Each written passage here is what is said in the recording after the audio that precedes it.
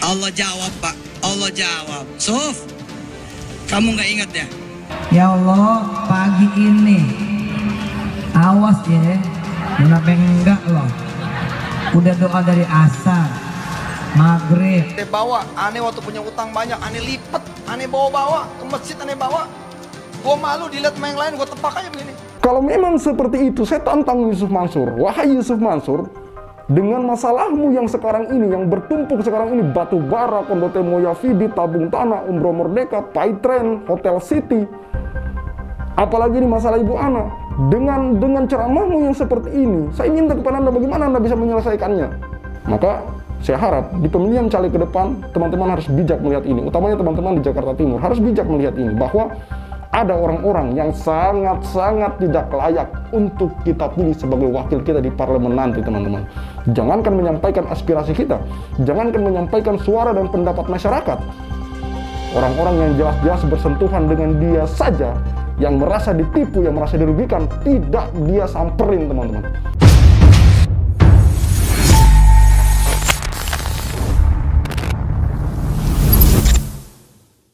Bismillahirrahmanirrahim. Assalamualaikum warahmatullahi wabarakatuh. Kembali lagi bersama saya Al-Walid.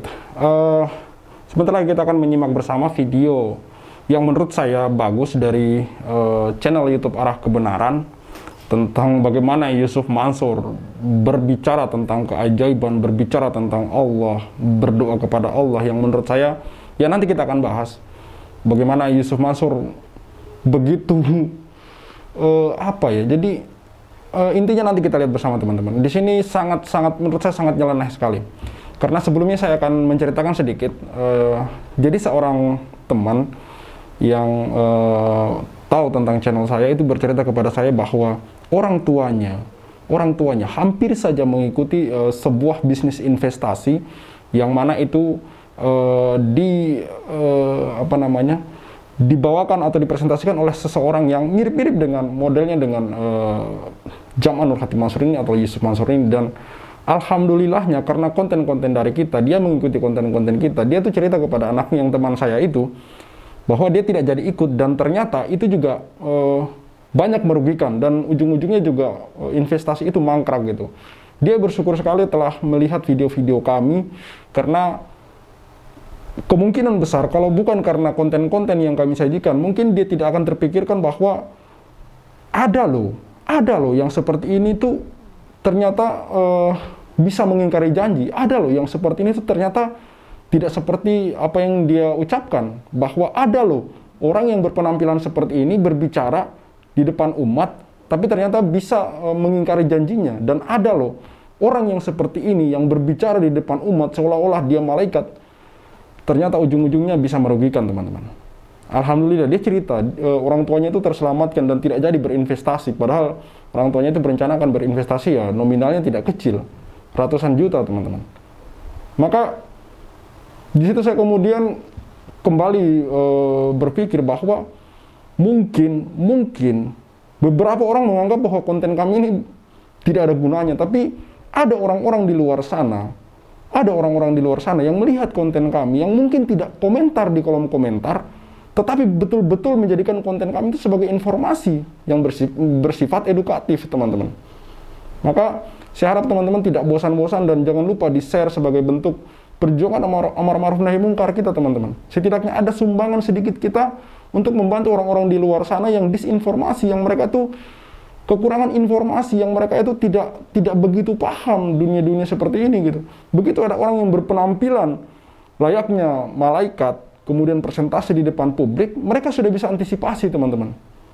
Maka sekali lagi saya harap agar konten-konten kami seperti misalkan konten dari Thaibah TV, konten dari Jia TV, dari Rumongso Channel, dari konten Cahaya Islam sendiri itu di-share, teman-teman. Tidak ada salahnya di-share. Paling tidak ketika ada yang terbantu seperti itu menjadi pahala jariah buat kita semua, teman-teman. Baik, kita simak video dari channel YouTube Arah Kebenaran. Allah jawab, Pak. Allah jawab. Suf, kamu nggak ingat ya? Ya Allah, pagi ini awas ya, kenapa enggak loh? Udah doa dari asar, maghrib. Aneh bawa, aneh waktu punya utang banyak, aneh lipet, aneh bawa ke masjid, aneh bawa. Gue malu dilihat sama yang lain, gue tepak aja begini. Ya Allah, baca sendiri nih ya. Ini udah saya tulis di dalam. Sebelum lanjut, silakan share video-video dari kami untuk saudara-saudara terdekat kalian agar pikirannya terbuka dan tidak ada lagi yang terpedaya dengan pola-pola seperti ini. Mari buka mata, terima kenyataan, dan menuju arah kebenaran.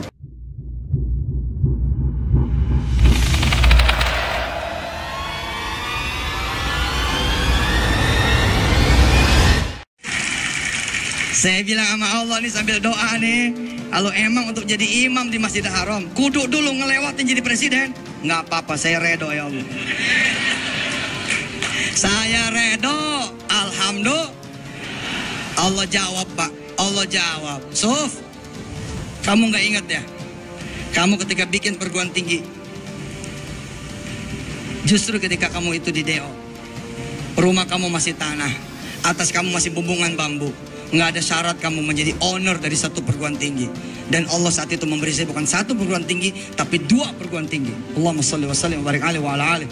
Padahal 1 lembar izinnya itu saja, kalau saya jual Pak, udah 2 miliar satunya. Jadi Allah nanya, apa perlu aku dulu menjadikan kamu ini presiden? Apa perlu kamu aku jadikan dulu jadi presiden, baru kemudian jadi imam? Nggak perlu Sof, aku ini Allah yang punya Ka'bah. 2014 itulah Hari itu Ini maksudnya. Ini loh yang seperti ini yang saya paling tidak suka gitu. Ceramah-ceramah seperti ini yang sebenarnya itu harus ditegur gitu loh. Bagaimana bisa dia berceramah seolah-olah Allah itu berbicara kepada dia, teman-teman? Saya tidak tahu ini dia mau bilang ihsan atau bagaimana gitu loh.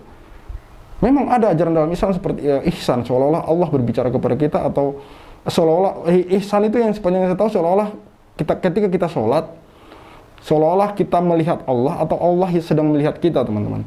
Tapi ini tidak bisa diceritakan secara gamblang seperti ini, apalagi ini bukan dalam keadaan sholat. Saya tidak tahu ya, karena ya pemahaman saya mengenai agama sangat minim sekali. Tapi ada ustadz yang pernah saya dengar, ketika dia berbicara ihsan, itu dia berbicara dalam keadaan sholat. Kita sholat, ketika orang yang sholatnya itu ihsan, itu dia seolah-olah melihat Allah. Kalau saya salah tolong diluruskan di kolom komentar. Ketika dia sedang sholat dan benar-benar khusyuk, yang namanya ihsan itu tadi adalah dia seolah-olah melihat Allah atau Allah yang melihat dia gitu. Tapi Yusuf Mansur tidak berbicara seperti itu. Yusuf Mansur ini berbicara sangat gamblang sekali, seolah-olah Allah itu berbicara sama dia gitu. Emang dia ini siapa? Ini loh, ini yang harus sebenarnya orang ini dihentikan ceramah-ceramahnya seperti ini. Ini sangat mengganggu kuping sekali gitu loh. Bisa nggak sih ceramahnya biasa saja gitu? Ceramah seolah-olah seperti seorang motivator yang hendak menarik perhatian orang lain. Maka saya tidak heran kalau memang banyak orang-orang yang kemudian berinvestasi kepada Yusuf Mansur, karena model ceramahnya seperti ini, teman-teman. Sangat meyakinkan sekali ketika orang yang mendengar ceramah ini, ilmu dasar agamanya, basic dasar dari ilmu agamanya kurang, maka seperti inilah jadinya. Orang-orang kemudian banyak yang tergiring dengan cerita-cerita seperti ini gitu. Maka saya bilang model-model ceramah ini itu harus dihentikan. Saya sepakat dulu pemerintah mengadakan verifikasi, dalam artian untuk sisi positifnya bahwa tidak boleh sembarang dai, tidak boleh sembarang orang kemudian dicap atau dilabeli sebagai dai hanya karena dia kemudian memakai kopiah, hanya karena kemudian dia memakai sorban, lalu kemudian dia dilabeli dai. Saya juga kalau aksi pakai motor, pakai sorban, apakah kemudian saya dianggap ustadz? Kan tidak perlu. Dan memang tidak harus. Dan memang tidak boleh gitu loh.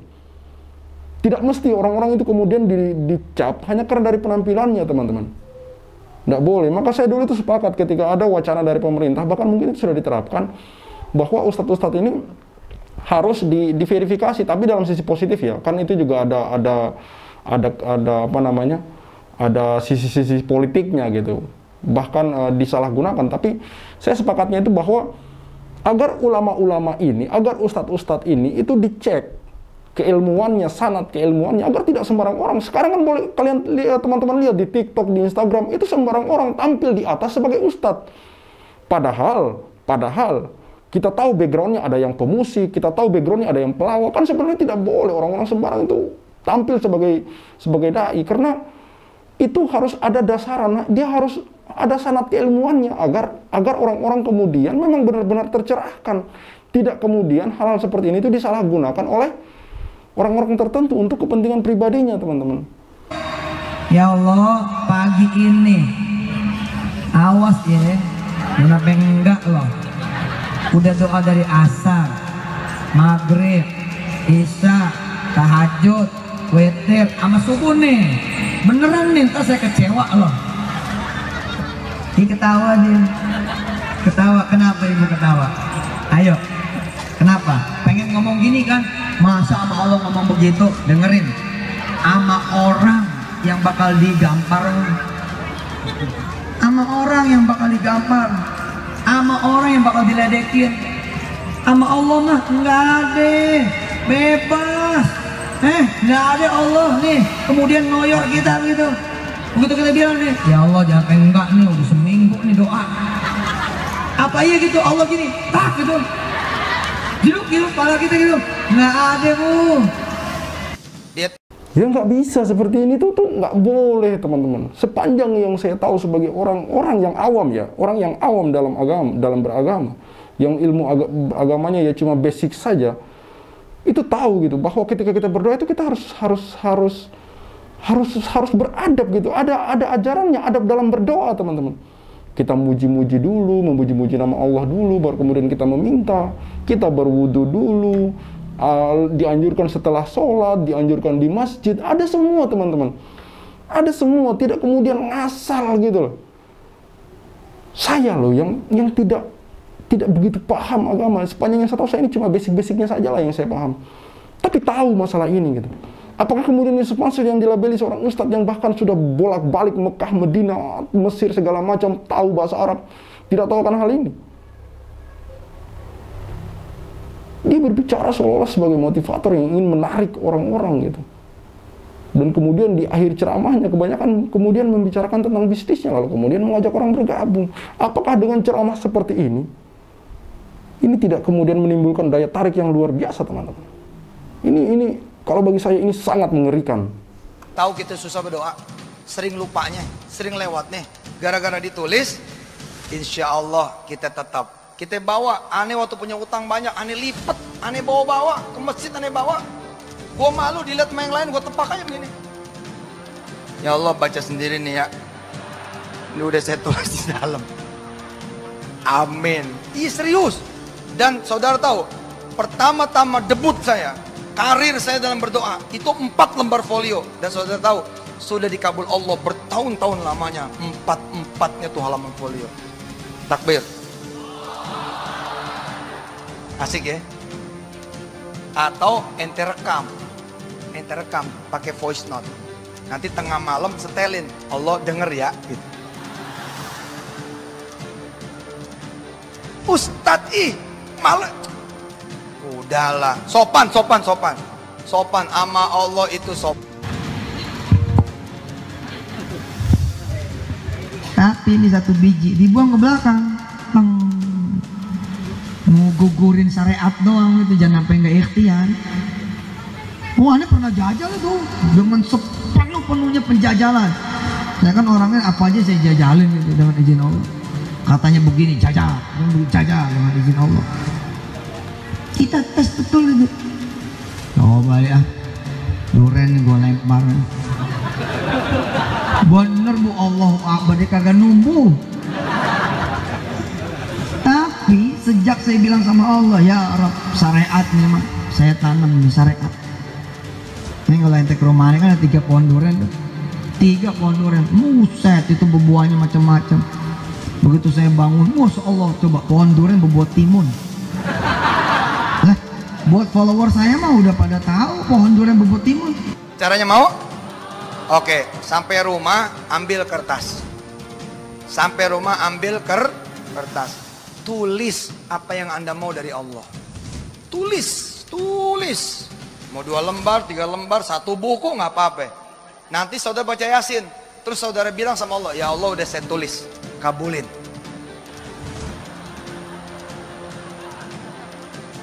Ya, serius. I did it. Saya lakukan itu. Ya Allah sudah saya tulis.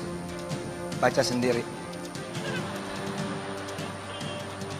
Bos, disitulah hebatnya Allah. Disitulah hebatnya Allah. Begitu mulianya dia, tapi sama kita begitu aja oke itu. Coba ente ke menteri, Pak Menteri udah saya tulis, baca dah. Nggak bakal diterima loh, nggak sopan. Kayak gitu. Itu yang kedua nih, doanya lebih khusyuk,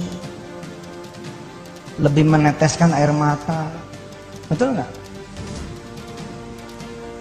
Yang kedua nih doanya setelah hilang motor masuk lagi, insya Allah lebih khusyuk, lebih sedih. Motornya urusan Allah aja benar. Allah nanya sama malaikatnya, buat apa dia minta jual motor? Buat bayar kuliah anaknya. Ya udah ambil motornya, ya ambil. Allah yang beli. Allah yang beli. Ini motor dicuri, jengreng, wasilahnya dicuri. Ada yang beli si A ngasih si Ustadz yang B buat si B. Buat si B. Proses aja itu, Pak. Begitu pulang, ya, istri nanyain, udah laku Pak motornya? Alhamdulillah hilang. Oh berarti yang beli Allah ya Pak? Iya, cakep dah. Bini gue malahin, top. Gue udah bilang jangan ngaji sama Yusuf Mansur. Lu bandel sih. Astagfirullah, astagfirullah. Yusuf Mansur ketika berceramah tentang Allah itu seolah Allah itu, ya Allah ya Rabb, Allah itu maha ya. Kalau menteri presiden itu dipanggil mulia, kalau Allah itu maha mulia teman-teman. Tidak ada lagi di atas Allah itu. Zat yang maha mulia, zat yang maha suci, zat yang maha adil, zat yang kalau murka tidak ada yang bisa menahannya teman-teman. Tidak ada satu makhluk pun yang bisa menahannya. Jadi analoginya jangan dibalik gitu loh. Analogi dari Yusuf Mansur ini terbalik menurut saya gitu. Kalau kepada menteri saja, atau kepada presiden saja, atau kepada majelis hakim saja kita harus hormat, kita harus sopan, apalagi kepada Allah Subhanahu wa Ta'ala gitu. Di situ tadi dia berbicara bahwa kalau kepada menteri tidak mungkin kita kasih kertas dulu, benar baca. Kalau sama Allah bisa. Allahu Akbar. Seperti apa? Kalau memang seperti itu, saya tantang Yusuf Mansur. Wahai Yusuf Mansur, dengan masalahmu yang sekarang ini, yang bertumpuk sekarang ini, batu bara, Kondote Moyavidi, tabung tanah, Umroh Merdeka, Paitren, Hotel City, apalagi ini masalah Ibu Ana, dengan ceramahmu yang seperti ini, saya minta kepada Anda bagaimana Anda bisa menyelesaikannya. Bagaimana Anda bisa menyelesaikan itu gitu? Kalau melihat ceramahmu yang dulu seperti itu sangat seolah-olah sangat bisa sekali gitu. Sangat bisa sekali menyelesaikan masalahnya gitu. Bagaimana? Bisa nggak? Bisa nggak Anda menjamin masalah Anda bisa selesai gitu dengan menulis di kertas seperti itu gitu? Bukan saya meragukan kekuasaan Allah, tidak. Tapi cara dari Yusuf Mansur seperti itu sangat tidak dibenarkan sama sekali teman-teman. Kita lihat ke depan. Apakah kemudian Yusuf Mansur akan menepati kata-katanya seperti banyak ceramah-ceramahnya di waktu lalu mengenai nolkan rekening lah, sedekah ekstrim lah, segala macam. Buktinya orang-orang mengeluh saja karena merasa dirugikan oleh Yusuf Mansur. Tidak ada etika dari Yusuf Mansur untuk mengembalikan itu. Pak Zaini Mustafa menang di pengadilan dengan kasus batubara. Yusuf Mansur banding teman-teman. Bukan kemudian menyelesaikan kewajibannya, malah banding. Jadi nggak ada, itu omong kosong semua.